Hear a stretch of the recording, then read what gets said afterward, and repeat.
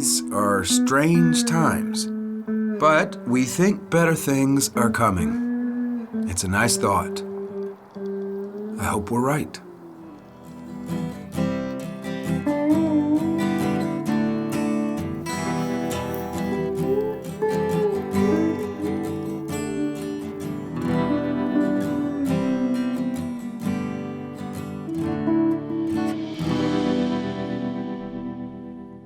Polarize, to divide into sharply opposing factions. Fire the first shot! This is what they represent.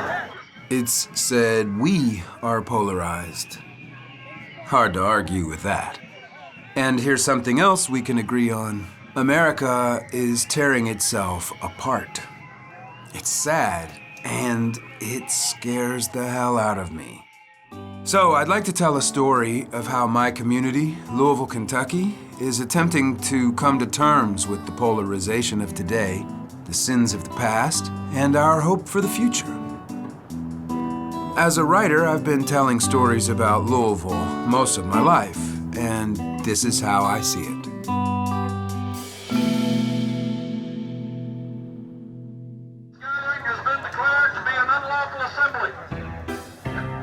Remember when Charlottesville was the poster child for polarization? These days I can't help but think Louisville is a contender. Are we worse? Better? That's what I'm trying to find out.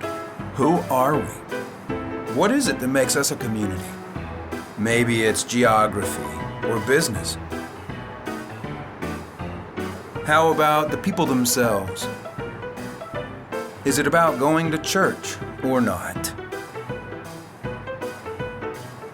Voting, red or blue, or to hell with them all? Do we support the places that open doors for all of us? How are we with charities? What's the murder rate, divorce rate, the dropout rate? The mayor says we are a compassionate city. Are we? Then I had this thought. Maybe our public art tells the story. Look around. What has been chosen to represent us, to be our symbol? Then, once it's chosen, what do we like, dislike, vandalize, or just put in hiding somewhere? Let's try to agree on this. As a community, we have a checkered past with our public art. You see, I was there the day they installed the Derby clock. Remember the Derby clock? It was supposed to bring people back downtown. We loved it, and then we didn't. Now the clock's in storage, and I don't think it's coming out anytime soon. Then jump ahead to the 1980s. I was there the night the Falls Fountain lifted off. The Chamber of Commerce said it was going to be our city's symbol. More impressive than the St. Louis Arch, we were told. Then it broke down too much, and it didn't seem to be as high as advertised. Though to be fair, that was all about perspective. Frankly, we just seemed to be embarrassed by it. A clock? A fountain? Those were simpler times. These days we're arguing about statues and what they say about us. Yeah, I know, that's what set things off in Charlottesville and all over the country. But why Louisville? I always begin in describing the city by pointing out that funny thing about Louisville, that some people call it the northernmost southern city, and some people call it the southernmost northern city. And it does have a kind of in-betweenness. That always interested me about it, in part because I think questions like this one, like the question about the statues, take on a unique ambiguity there. And that goes back, I guess, to the whole problem of Kentucky in the Civil War as a border state, where the brother against brother thing was not a cliche. That's John Jeremiah Sullivan, once from Louisville, now living in Wilmington, North Carolina. John is quite a writer, known nationally for his keen observations on the quirks of human nature. He's right about our in-betweenness, if by in-between he means a town trying to turn the page on its past, a town searching for a fuller sense of community. Maybe this statue's debate can get Louisville out from in-between and shed some light on who we really are, or want to be. Think about this for a minute. With a statue, you are saying to the future, this is what I want you to remember about my generation. Nice thought. Malcolm Gladwell said that. As a famous author and what some might call a public intellectual, he's thought a lot about what statues and public art can mean. And for that matter, so has our mayor. Public art can be very impactful for a city. In many ways, it represents the soul of a city. It represents how the city views its past and certainly its future. There are gathering places also, and I think places of contemplation where you say, why is this here and what does it mean? How does it fit in today? Greg Fisher is in his third term as the mayor of Louisville. When it comes to public art on city property, he has the final say. Like other politicians across America, he's found that the question of statues is a minefield that needs to be entered with caution. So he called on Sarah Lindgren to help. Sarah is the public art administrator for Louisville Metro government. Mayor Fisher gave her the job of running the hearings that were meant to settle, once and for all, what is appropriate public art and what belongs on city property. Tough job. You've heard the expression of herding cats? There were 7 hearings in all, held throughout the community, open to all. The topic, public art, of course. Except at every hearing, the debate kept returning to what to do about General Castleman. Who is he? You will get a range of opinions on that front.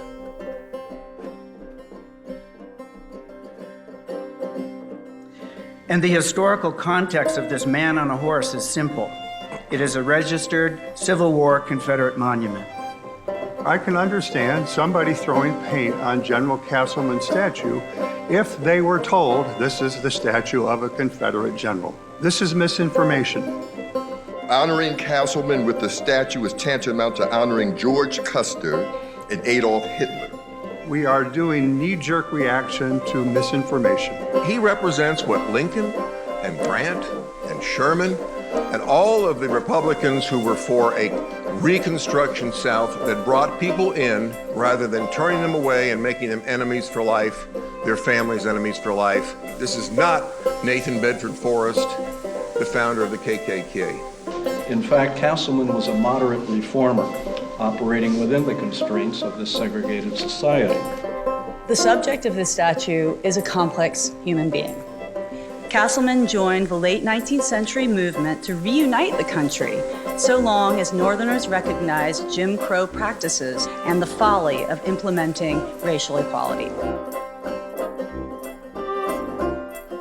There is a battle going on in this country over our public histories because those images shape who and what we will be going forward.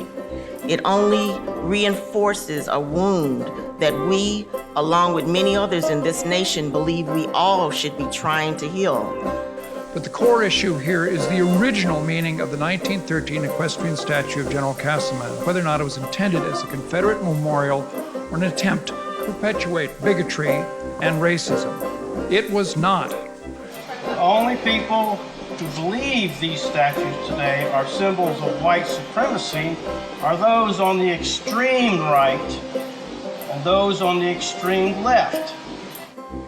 The whitewashing of John Castleman's history by all of the people in this room is nothing short of racist. And as a historian, I can tell you I knew something of the history. It is nowhere near as offensive as what I see every day in this city, practiced by entities who claim to be the friends of West Louisville and African Americans. And we all love Louisville, that's why we're here. We're not erasing history. You know, if we need a statue to remind us of our history, we need better memories. So there it is. In less than 3 minutes, we have heard the essence of the Castleman debate. Seemed longer, didn't it? You should have gone to all the meetings. Would you agree the community is divided? The main thing I took away from all these hearings was, these people are well-intentioned, they all think they are right, and the nagging question remains, are we rewriting history or trying to tell it in a way the entire community can be included? And is that even possible? What we can say for sure is that a statue of John Breckinridge Castleman stood in this spot in what is called the Cherokee Triangle since 1913. The statue was embraced by many in the neighborhood as a symbol of the good living to be found there. How good? When F. Scott Fitzgerald wrote The Great Gatsby and he wanted to place a character in an elegant part of Louisville, he chose the Cherokee Triangle. Some say it was this house that inspired him. It's a neighborhood with a nice mix of people, many who might be called liberal, most of whom are white. The statue was erected at the urging of Castleman's powerful friends because of all the good he did. Those who wanted to move the statue point to the bad. You see, as a young man, Castleman fought for the Confederate Army, and detractors say he is now a symbol of white privilege and racism. Just think about the name itself, Castle Man. But can we blame him for that? He was born with it. Many in the Cherokee Triangle wonder how their man on a horse put them in the middle of this storm. Let's look at what another community has done more recently with public art. This beautiful park is in Birmingham, Alabama, a community once infamous for resisting the civil rights movement.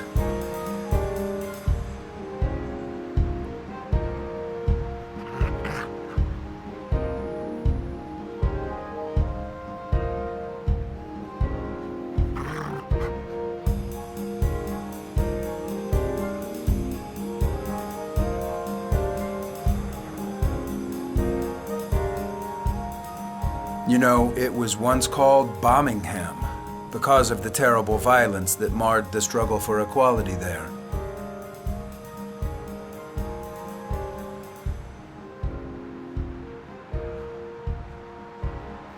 Malcolm Gladwell offers another insight in describing this public art. He says, each side writes their own story, and the winner's story is the one we call the truth. I think Malcolm would agree he's not the first to say this, but the thought does raise a good question which we can bring back to Louisville. What are the sides? Is anyone winning the Castleman debate? And what is the truth? Searching for clues, let's get back to public art in Louisville and see what happened before when a community went looking for a symbol.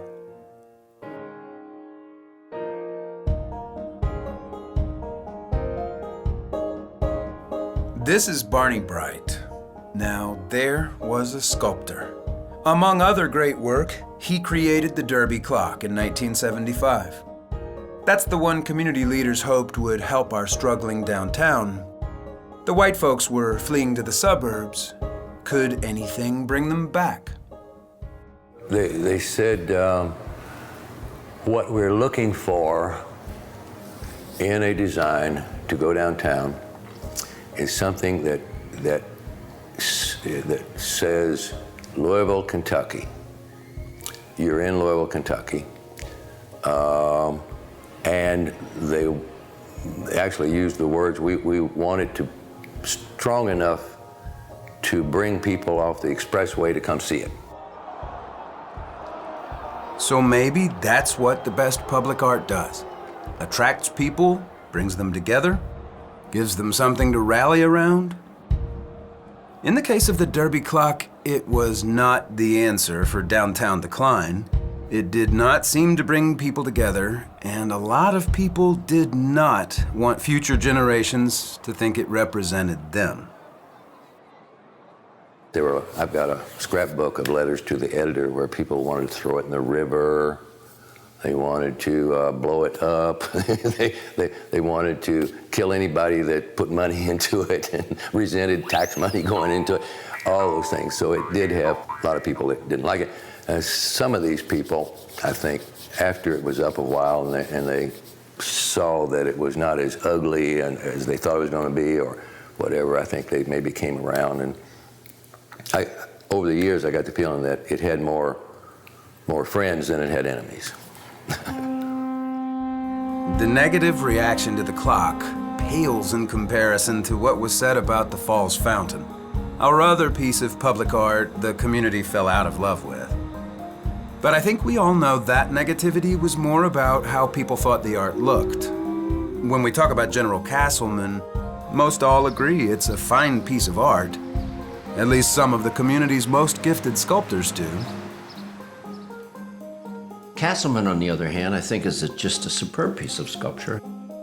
I'm looking at the technique of the sculptor that did it and think, oh, this guy's good. The way the Castleman person is situated on the horse, it's as if he is riding the horse, not just a person sitting on a horse. That person was riding the horse. As a sculptor, I look through a sculptor's lens. It wasn't so much a historical lens. Oh, it's really well done. It's very well done.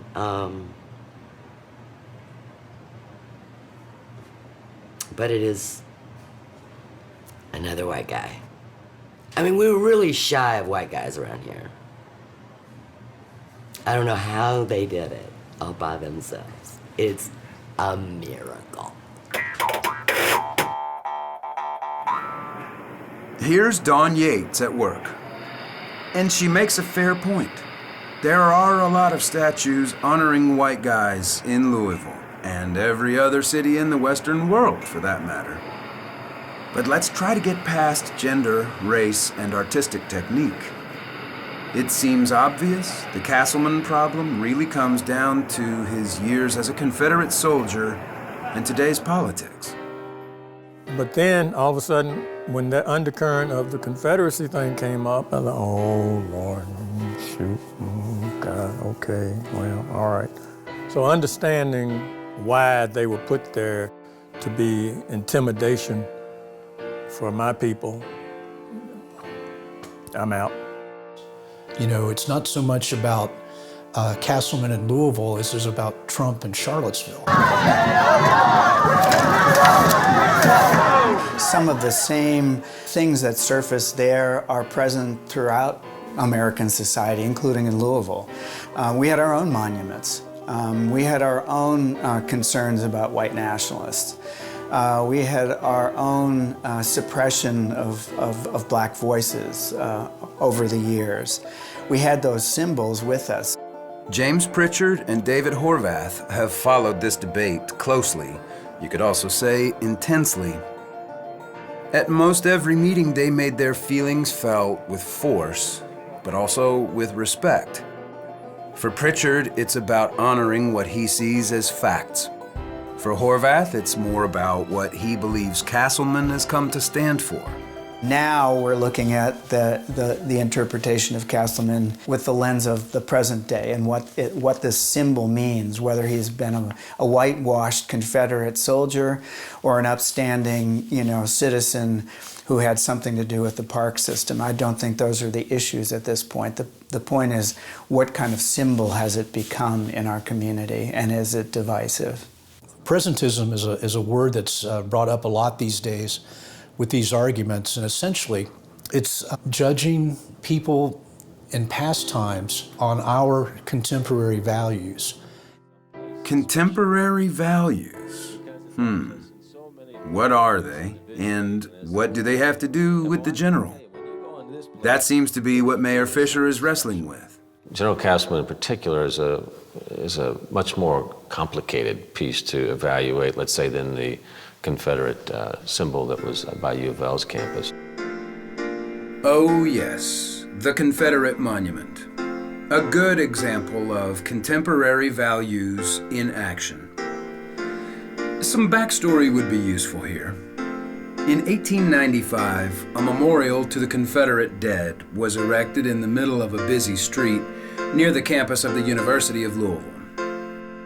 The original sponsors were an organization known as the Kentucky Women's Monument Association. They were affiliated with the United Daughters of the Confederacy, who in that time were very busy erecting monuments throughout the South, or in Louisville's case, the almost South. They said they were honoring their fallen ancestors. Others felt they were all part of a Jim Crow era campaign to keep black people intimidated. Over the years, efforts were made to move the Confederate monument, at first for reasons of traffic flow,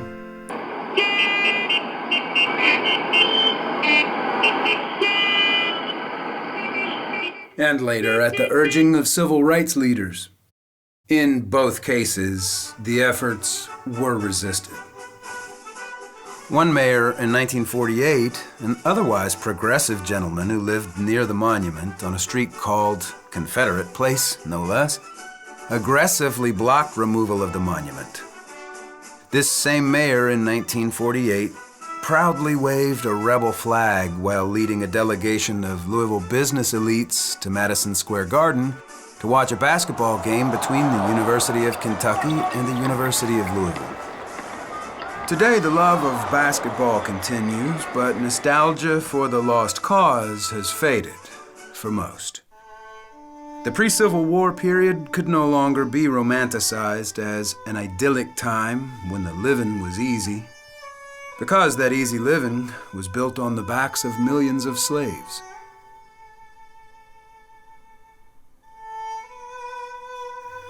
In 2016, the monument was moved.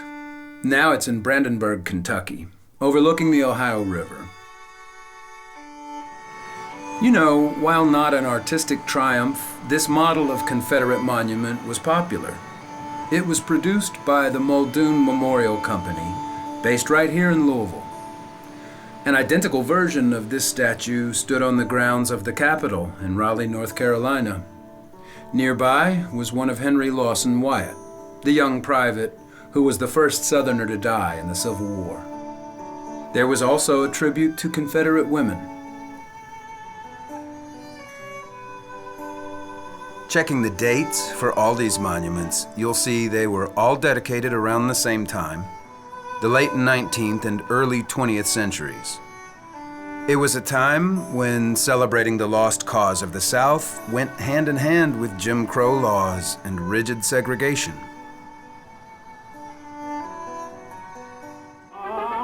Susanna, don't you cry for me. I've come from Alabama with my banjo on my knee. Oh, Susanna, don't you cry for me. I've come from Alabama. Jim Crow. There's that name again. Who was Jim Crow? And why were all these terrible laws named for him? For better or worse, Louisville can make a claim to Jim Crow. Not the laws, though we had our share, but the man. It goes back to Louisville being a musical hotbed. The blues, jug bands, ragtime, they all had roots in Louisville. And this music came out of the many saloons, taverns, and theaters in town.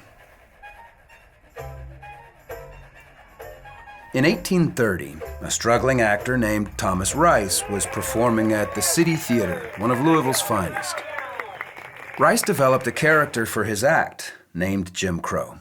It was based on an elderly slave he had seen working at the stable next door to the theater, a stable named for its owner, Jim Crow. The Jim Crow character Rice introduced was an exaggerated and degrading caricature of the man he had seen working. Rice went so far as to buy the clothes off the man's back and wear them in his act. The act featured a song and a dance that was described by one writer as comic and grotesque. Every time I wheel about a Jim Crow. To say it was warmly embraced by the audience is an understatement. That night, Rice received 20 curtain calls. Jim Crow made Rice a wealthy and sought-after performer. White and black performers took on the role. For decades to come, the Jim Crow character became a fixture on the stage and screen. The character became so identified as a dehumanizing stereotype that the Jim Crow name was given to the period of enforced inequality that followed Reconstruction, as well as to any law that denied rights to people who weren't white.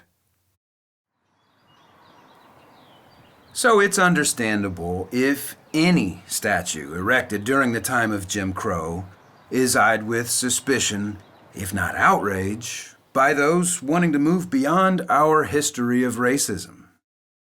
However, defenders of the Castleman statue maintain this monument honors his almost 50 years of civic contributions and should not be confused with Jim Crow politics. This sounds nice, but can a case really be made for that? Castleman supporters point to the newspapers of the time, which considered the question of erecting a statue to a person while that person was still alive. The reporter wrote in 1913, "It would be unfortunate to pull a statue from its pedestal and cast it in the junk pile because of the honored individual having failed to live up to the dignity of the design. But as General Castleman is not a political hero who may be damned tomorrow by those who applaud him today, and as he will certainly not turn traitor to the parks, why not set him up in bronze now instead of waiting to pay him the compliment? The friends of General Castleman are to be congratulated upon their determination to honor a useful citizen while he is among the quick, instead of allowing the matter to go over till he is among the dead." In 1913, this writer, and apparently much of Louisville, had no question about who John B. Castleman was. A genuine hero. So build that statue. By 2018, the Castleman identity was not so clear. The Committee on Public Art listened patiently, considered all angles, and submitted a report to the mayor. They emphasized that their recommendations pertained to public art in general, and not specifically to the general. That raised a few eyebrows. The key passage in the document was, "We urge our community to continue the work of open dialogue, not only about public art and monuments, but about all symbols of racism and discrimination, and how we as a community can move forward to advance equity, inclusivity, and healing." Wouldn't you agree, it would be hard to find more commendable contemporary values?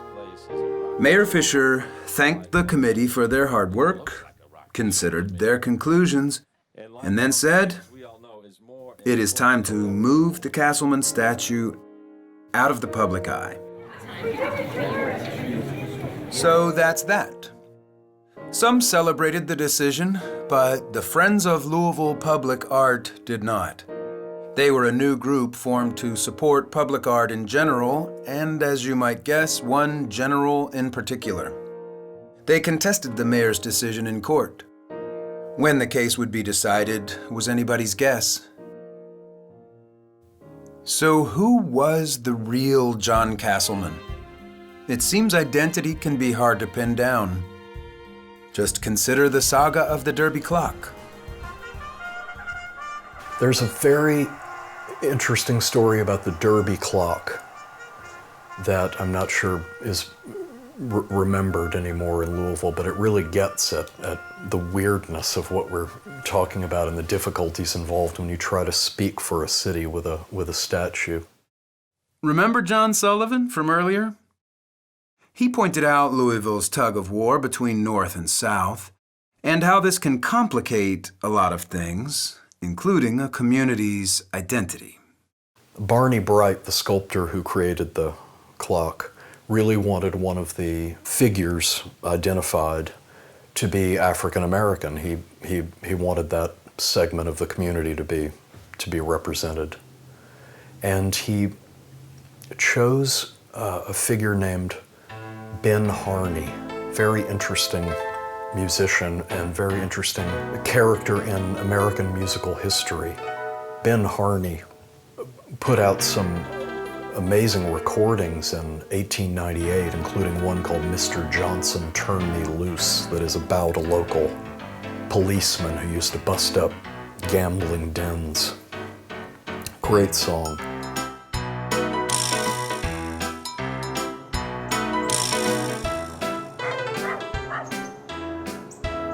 The song begins one dark night in Louisville.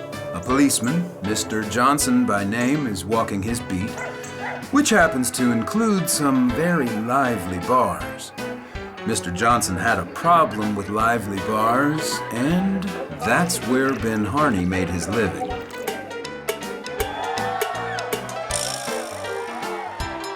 He went down in history as an early, influential black performer, Ben Harney.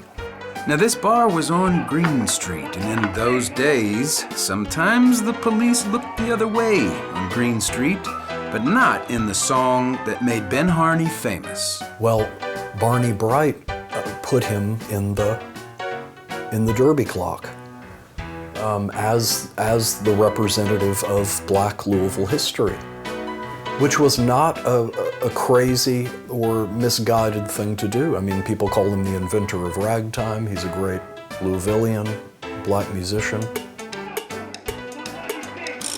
Ben Harney made quite a bit of money off his songs and the new musical form he was eager to take credit for. He got out of the small bars, toured the country, and was a hit on Broadway. And Mr. Johnson, he kept walking his beat. Told you before, no gambling. And then people started reaching out to Bright and saying, Ben Harney was a white guy. He wasn't black. And a woman got in touch with Bright and said, I knew Ben Harney, and he was as white as a lily. Mr. Johnson showed no mercy to the people on his beat, and life didn't end well for Ben Harney either. Musical styles changed, and Ben Harney died penniless, buried in an unmarked grave.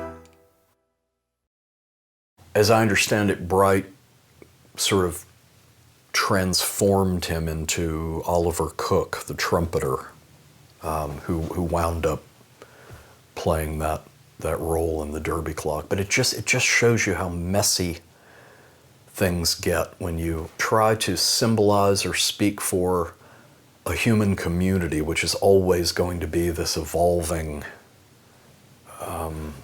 many-faced thing. When you try to speak for it through a statue or a memorial, which is so fixed and so unchanging, really, to the extent that it can never really express the soul of a community very well. Again, unless it's abstract and open, like an arch, like a beehive. Those things do better. Isn't that a story? Barney Bright had the best of intentions, but he didn't have his history quite right. Once he learned of his error, he simply reshaped his statue. I've always wondered why he didn't go with Muhammad Ali for the clock, but this was 1975, when Ali had not been as warmly embraced by his hometown as he is today. Time can smooth things over. Now I wonder if the Ben Harney lesson could be applied to General Castleman. Barney Bright thought he was doing a good thing, and then rebounded nicely when he learned he wasn't on the right track. Following Barney's lead, should we put a different face on Castleman? How about Isaac Murphy, that great black jockey from the late 19th century? He did win 3 Kentucky Derbies. But then again, a horse racing theme may not be the way to go these days, contemporary values being what they are. Sullivan's suggestion of a more abstract symbol for a community has appeal, but at the time we talked, so much has happened since then, I wasn't so sure about his solution for removing outdated monuments. John's present home of Wilmington, North Carolina has considerable Civil War history and the statues to celebrate it. This one salutes George Davis, once the Attorney General for the Confederate States of America. It is erected on a site once called the Shambles. A thriving slave market once existed here. John does not think the statue's placement was accidental. He envisions how such statues could be removed. I really feel like this movement has to come from within.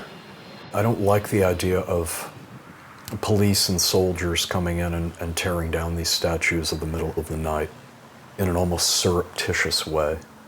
What I would like to see in Wilmington, along with some other like-minded people, is trying to make the taking down of these statues and the replacement of them with more meaningful symbols a community action that's black and white. Imagine what that would be like. Imagine the message that would send if instead of these scenes of, heavy machinery coming in to rip down the statues and then kind of meaningless street scuffles the day after between different camps of protesters. Imagine instead if you saw thousands of people marching through the streets toward the statues, black and white crowds together, and saying, this can't stand, these can't be here, we're taking them down. For it to happen in a conscious way like that, I think would have tremendous value and would be a real rectification and redemption of a lot of years of just historical confusion. How can you not salute John's vision of an ideal solution? Yet I must admit, when I interviewed him in 2019, his proposal seemed, at best, naive. A nagging part of me thought of another time when large crowds gathered in the streets of Louisville. It wasn't our finest hour.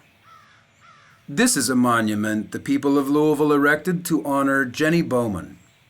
It stands in Cave Hill Cemetery. Ms. Bowman, 24 years old, worked as a maid in a fine home on Brook Street in 1887. I'm now relying on newspaper reports found in the Courier-Journal from that time. They tell quite a story.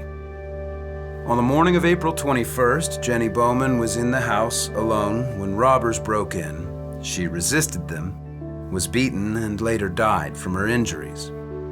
The perpetrators were caught and held in the Louisville jail. A crowd of Louisville citizens, estimated at 15,000, marched on the jail, wanting to deliver a speedy form of what they thought was justice. The Courier-Journal reporter described their mood. Madness all but consumed the better judgment of the city's indignant population, and her fair name for righteousness and justice hung in the balance.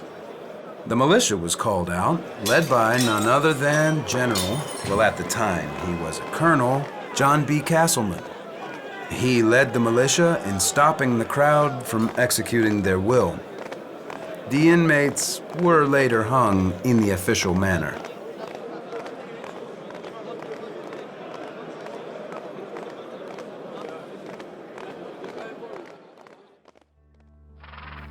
So, in light of the Jenny Bowman case, I'm not sure about the crowds in the street solution.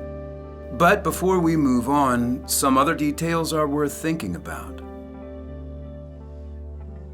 The second man to be hung, William Patterson, always maintained his innocence. Now, Patterson had a well-earned reputation as a frequent criminal, but he swore he was not involved in this particular crime. And he did have an alibi. Of his alleged partner in crime, Albert Turner, there apparently was little question of guilt. A jury convicted Turner after conferring for 5 minutes and he was hung in short order on July 1st. His request for execution sometime after July 4th was denied. What's interesting is Albert Turner repeatedly testified that William Patterson had been his accomplice. Yet, as Turner stood on the scaffold, moments prior to his death by hanging, he reversed his story, declaring Patterson was not guilty and should be set free. This complicated matters. Months went by. The newly elected governor, Simon Bolivar Buckner, considered William Patterson's appeal for clemency, but then rejected it. For what it's worth, Governor Buckner, like Castleman, once fought for the Confederacy. Obviously, a Confederate past did not make one less popular in the Kentucky politics of the time.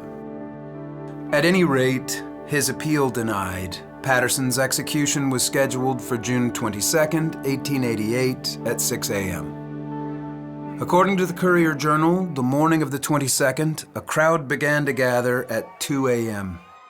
Saloons were kept open in recognition of the needs of the public. The reporter noted with a wry bit of observation that while Patterson was receiving one kind of spiritual comfort from the preachers in his cell, the saloon keepers were dealing another kind out to thirsty patrons.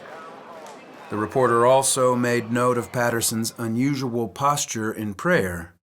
He called it peculiar and remarkable, an Oriental posture in which Patterson has no equal. The paper even carried an illustration. Meanwhile, those in the waiting crowd told jokes and recalled other hangings. The preachers who accompanied William Patterson sang his favorite hymns, among them, "He's a Lily in the Valley." The reporter noted that Patterson sang with much fervor, if not with much regard for musical sound. Then the time came, and Patterson was taken from his cell. On the scaffold, he continued to proclaim his innocence, after which he was hung. Except the noose wasn't properly positioned on his neck, and instead of breaking his neck, it served only to slowly strangle him, by all reports taking some 15 minutes to do so. One of the seasoned observers said, "It was one of the most awful scenes that has ever been enacted at a legal hanging in the state."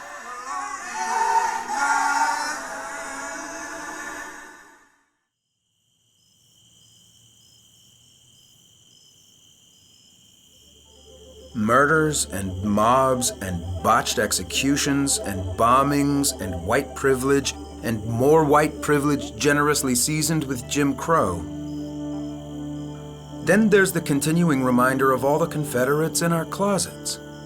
Why?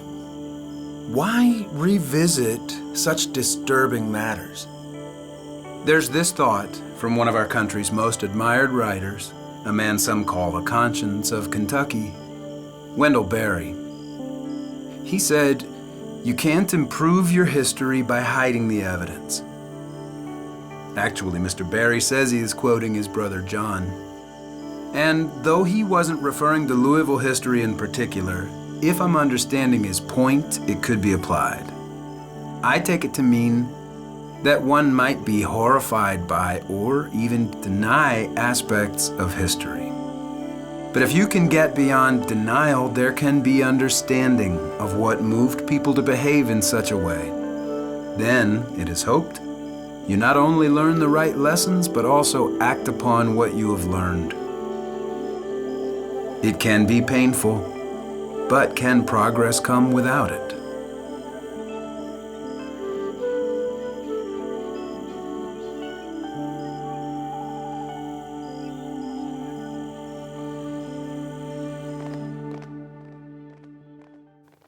Does stopping a lynching make Castleman a hero?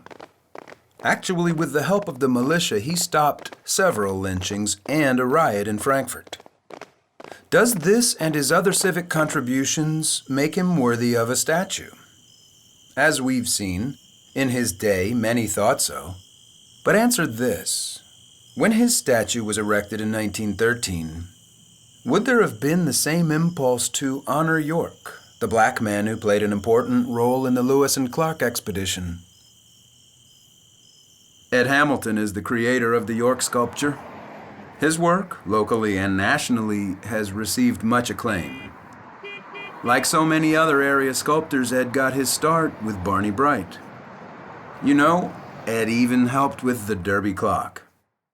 That experience and a long, successful career has led Ed to recognize that the tides of history can be hard to gauge. A statue's power to inspire can just vanish. I guess they lose their power when times change, neighborhoods change, cityscapes change, and sometimes stuff kind of gets put back to the back burner. I don't know. Let's go to the Belvedere and we see York. Will one day York will be kind of out of step? You know, you can't call it. Well, behind me is Ed Hamilton's York. This is one of my favorites. And it was part of the bicentennial celebration of the Lewis and Clark expedition. York's story has been told in very different ways over the years.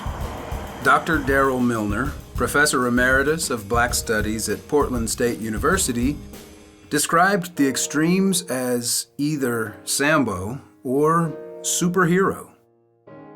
Sort of makes you wince, doesn't it? The Sambo version was most common until the past 40 years or so. It said York was part of the expedition, but pretty much as a loyal manservant doing menial jobs. Then, according to Dr. Milner, in recent years York has emerged larger than life as a superhero, a powerful figure who overcomes not only the harsh elements of the West, but also the ignorance and prejudice of his companions. Ed was really struck by the way that the Native American cultures saw York, purely for his physical presence and his ability as a hunter and as a leader in the expedition. This tall, powerful man, his dark skin, and they found him to be a very powerful spiritual presence. They named him Big Medicine. So Ed really wanted to focus on how York looked to the Native American cultures, not necessarily the way he looked as a person held in slavery by the white explorers.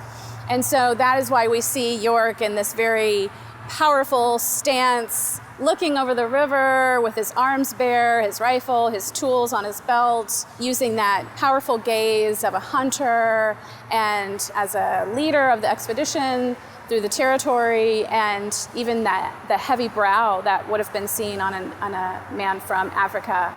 So I think it's a very powerful piece in what it can teach us about perception, even today, and perception at the time of the expedition from the various cultures. So which York story is true?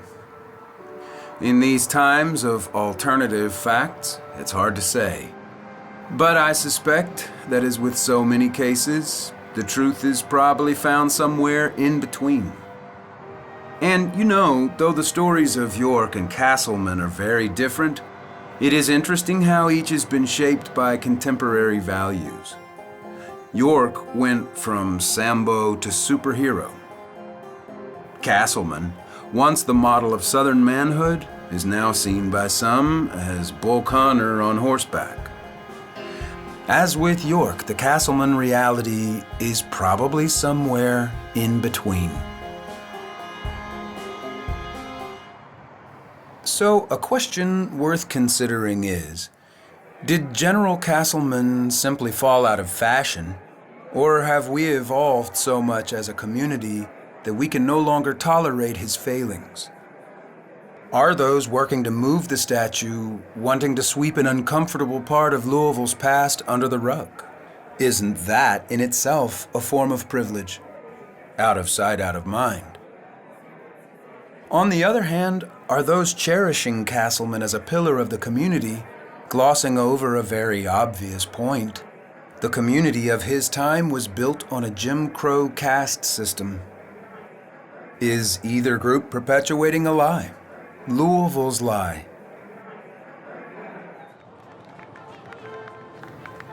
I'd like to make the case that most communities, like people, tell themselves lies or hide the evidence of their history. We want to cover parts of our past we haven't come to terms with. This can lead to problems in the present.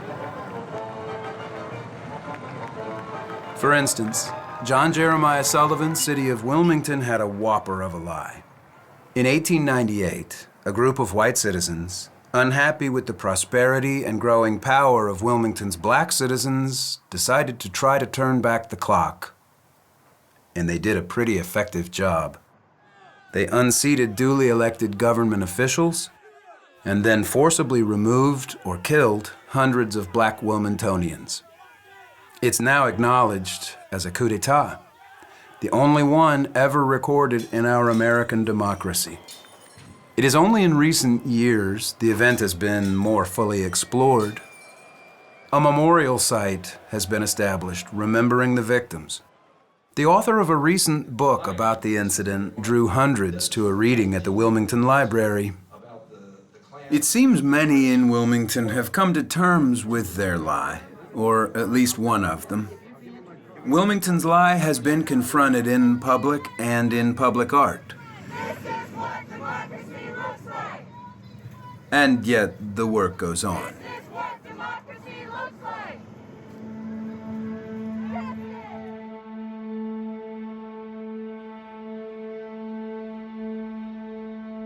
Let's return to what Malcolm Gladwell said.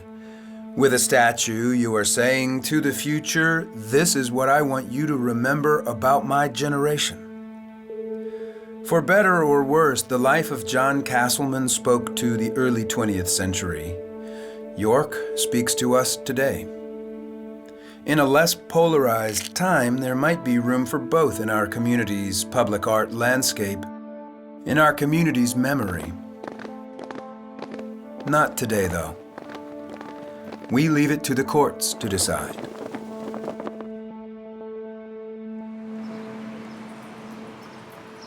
The court did decide and said that it was within the mayor's rights to remove the statue. So at first light on June 8th, 2020, he did. This was not exactly John Sullivan's vision, but there were similarities. There definitely had been crowds in the street prior to the removal, black and white marching together, united in purpose.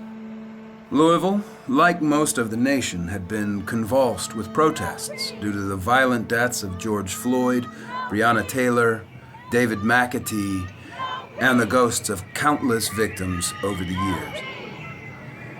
Combine this with a pandemic which had kept people cooped up, frightened, and frustrated for months with no end in sight. The ingredients for change, significant change, were in place. Some have called it a reckoning. Where do we go from here? Across the country, statues are falling like leaves from a magnolia tree. Arrests, resignations, and promises of reform lead most news breaks. Now there's a new generation who will tell the next one, this is what we stand for. What might that be?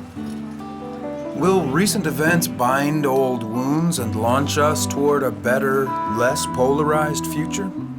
It's a wonderful thought, but I think we can agree there are still bridges to cross. Unlike the Derby clock or the Falls Fountain, the Castleman statue was never suggested as a tourist attraction or as a symbol for Louisville, but in the end it became one. It stood for a community stuck in between the lessons of the past and moving forward. So what did the years of meetings, debate, and protest accomplish? Time will tell, but whatever you may think, there is little doubt John B. Castleman became so much more than a guy on a horse. Like the old song said, he wouldn't turn us loose.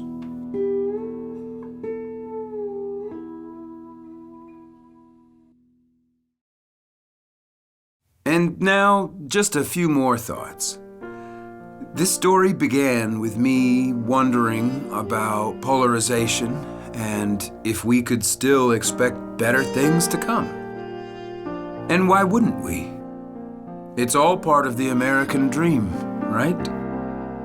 So what do we need to get there? John Castleman once wrote that from our needs grow the utilities of each age. In his age, I think the utilities he was referring to were tangible assets like railroads or electricity, or of course, the saddlebred horse he did so much to popularize. What are the needs of our age? Where to begin? What sticks out to me is the great need to actually see each other and then recognize ourselves. Hey you, look, on the surface, it may not thrill either one of us, but you're part of me and I'm part of you. It seems, unless we can accept this truth, the polarization will continue and harden to a point of no return. You know, it's not like we have to hang out. We do need to reach out. In the past, we built monuments for Jenny Bowman and many others to show who or what we honored. Monuments are nice, but no matter how finely made or how worthy the subject, they won't make a difference unless we honor each other.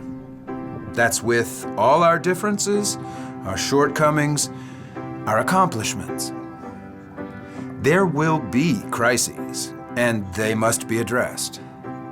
But this spirit, this honoring our common humanity, must be the utility of this age.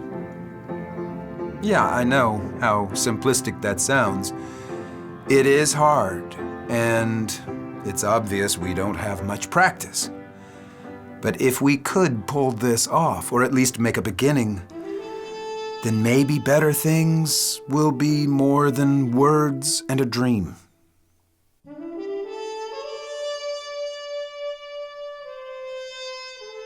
It's all about community, right?